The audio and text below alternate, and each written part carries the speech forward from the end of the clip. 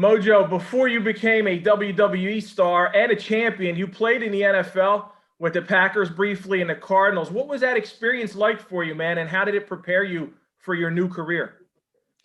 Oh man, making it to the NFL was definitely a dream come true. Playing college ball at Maryland as a transfer from a Division III school as a out-of-state walk-on. I mean, it was a tough come up, and then going to Green Bay undrafted. I actually made my way on the team as a tryout. I think there was 25 of us trying out. They kept three of us. It was an unbelievable path, one that you certainly can't expect coming up the way that I did, and it was just awesome to be able to make the team while trying out for the team. It was an unbelievable experience, one that I had a great time with. Playing on Lambeau was something else. And yeah, like you said, it brought me all the way to the WWE. I kind of had an injury after the Cardinals, and I had a little time there to reevaluate and decline the contract. I had to go back to the NFL and come here to the WWE and never look back. Been having a great time with it. Football, very physical sport. Physically tough. It really challenges you, but it prepares you, for other careers, like the WWE, which are, just extremely physically demanding. But it's been an awesome journey, and one that I'm glad went exactly how it did. What made you give up those offers to go back to the NFL? And I know you had maybe some opportunities also to work in business and financial services. What made you say, hey, you know what? I'm going to go for it. I want to be a wrestler. Well, being a WWE superstar was the first thing I ever wanted to be. Watching as a young kid with my dad and my brother every week, trying all the moves on each other until we get, grounded and sent to our rooms and whatnot. But I mean, it was the first thing I ever wanted to do. But, you can't sign up for that for the WWE in grade school, so I went the football route and was fortunate enough for it to go pretty well. So that's why when I had this opportunity, it kind of crept up out of left field. I was prepared to either go back to football or even move on to finance.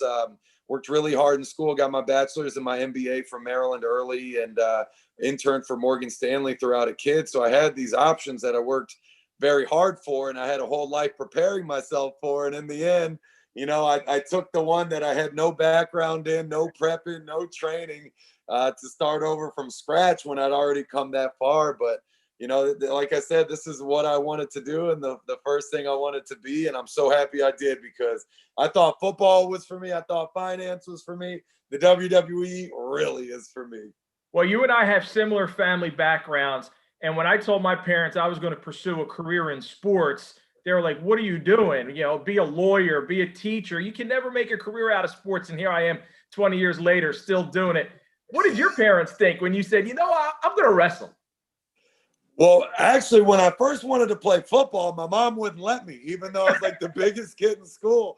She thought I'd get hurt. So my football career got delayed a little bit. But, my family's always been really supportive. And, even though to them, the WWE might have come out of left field a little bit, anyone like, my family or people from back home, my grade school teachers, the second everyone heard about this opportunity with WWE, it just made sense to everybody, personality wise, and, just having loved it for so long, from when I was a kid, it was a perfect fit, and everyone's been extremely supportive.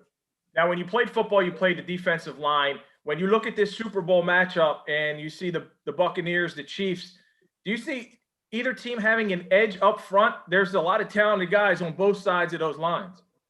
Well, I'm sure it's not a coincidence that both teams are in the Super Bowl with lines like that, but I don't know. I'm going for the Bucs. I got my boy on the team. We're pulling from them. The Chiefs do really scare me. There's so much talent over there. I mean, shoot, Chris Jones on the Chiefs D-line. I mean, he's a buddy too. That guy's unbelievable. I mean, the things that he's done over the years. I think maybe Travis Kelce and Mahomes get a lot of the credit here, but a guy like that, I mean, he's even underrated for what he's accomplished so far. But I don't know, man. I'm going Bucs all the way. Gronk and Brady gonna tear it down for yet another one. All hyped up about it. Well, speaking of Gronk, so you win the WWE 24/7 title at WrestleMania 36, and then lose it the next day to Gronk. Would you rather have lost to another wrestler, or does it make you feel a little bit better that's a future Hall of Fame tight end? Well, isn't that some ish, man, right there? I bring my buddy in to Wrestlemania, to my job, and then when I'm getting jumped by 15 people, he dives off the ceiling to take my title back from me. Wasn't happy about it, but like you said, if I had to lose it to somebody, I'm glad I lost it to my best buddy. Also means he's got a receipt coming his way. So I don't know, bro. That might be how the Bucks lose the Super Bowl. If he catches one from Brady, gets to the 1 yard line, and then Mojo Rawley comes out of left field and clotheslines his head off to give the Chiefs the win. I don't know. That's poetic justice, if you ask me. But he's definitely got one coming for later. It sounds like it, Mojo. Hey, man, tell me about your involvement with the Special Olympics. I know they're promoting inclusivity, which we should do in all aspects of life. What are you doing with them? And tell me how much you appreciate having this opportunity to do it. Well, the WWE and Special Olympics have had a partnership for decades, one that continues to grow and strengthen every single year. And I've been fortunate enough to pretty much work with the Special Olympics almost immediately from when I signed with WWE back in 2012. And it's just been awesome to kind of ride the wave and, see the athletes kind of grow and mature, while I've been doing the same on my front. It's just awesome because the Special Olympics is, creating a world where people with intellectual disabilities have every opportunity to be healthy and successful. And you kind of really see it when you do one of their events. Everybody's having a great time and they're coming together regardless of disability range, and everyone's performing and competing against one another. And it's been awesome to see the come up. Chris Nikic is a guy that's been in global headlines recently for becoming the first person with Down syndrome to complete a triathlon, an Ironman triathlon. And I got to train with him for a little bit. And I mean, he taught me a lot about, different training things I can add into my regimen. And that's one thing in the WWE I've always been known for, is my crazy workouts and my conditioning. So, the Ironman Big Chris was able to show me a couple new things. And then even my buddy Justin, who's here with us, I've learned a lot from him, and just his positivity and his energy is unbelievable. We've been doing media row all day, break dancing together and hyping each other up and seeing who has more energy, which has been absolutely fantastic. But that's what it's about, is just, the inclusivity and bringing everyone together to, grow and get better. Mojo, thanks, man. I appreciate that. Justin, why don't you say hello to everybody and tell me, who is your favorite wrestler in a WWE? My favorite wrestler is Mojo Rawley. Now, hey, when we were talking about the Super Bowl, I saw you typing some messages over there. Go Chiefs. So Mojo's rooting for the Bucks. What are you liking about the Chiefs? Well, my cousin's team, God bless her. She was a huge Chiefs fan, and now with Patrick Mahomes, he's a beast. It's the up and coming. Here's the matchup. It's the up and coming versus the best of all time. So so it's really like whoever, like, it's gonna be a showdown offensively.